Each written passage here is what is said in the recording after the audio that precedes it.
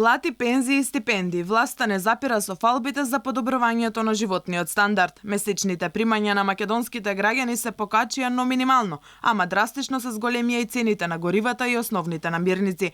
Просечната плата се зголеми за 1795 денари. Пензиите се покачија за дури 1,2% или неверојатни 120, односно 180 денари, а социјалните стипендии за студентите ќе се зголемат од 3000 на 6050. Ученичките стипендии пак од 2000 до 2900, сега се усогласиле на 2500 денари.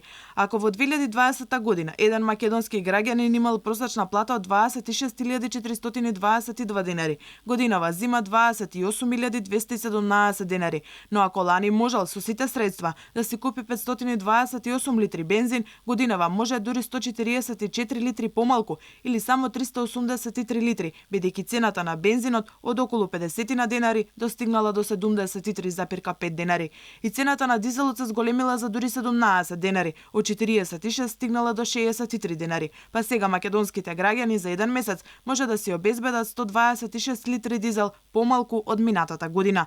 Цената на екстра лесното масло се зголемила скоро 30 денари, па ако просечните македонски граѓани можеле да си купат околу 788 литри месечно, денеска може 447 литри или околу 344 литри помалку. Зејтинот од околу 70 денари се покачи на 100 денари, шеќерот од 29 на 36 денари, млекото од 45 на 52 денари. Со новите цени, македонските граѓани може да си купат помалку 93 литри зејтин, помалку 127 килограми шеќер и помалку 44 литри млеко.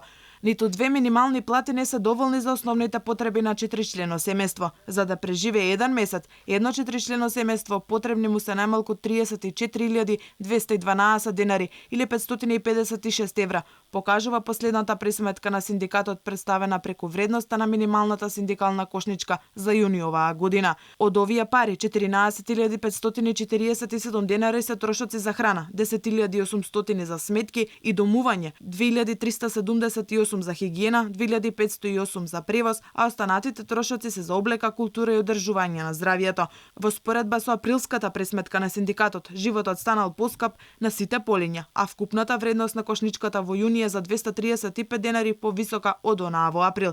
Пресметките покажуваат дека една просечна плата од околу 28.500 денари не е доволна за да се покрие потрошувачката кошничка, ниту пак две минимални плати од 15.194 денари. Според државната статистика, за само една година цените на производите пораснале за речиси 3%.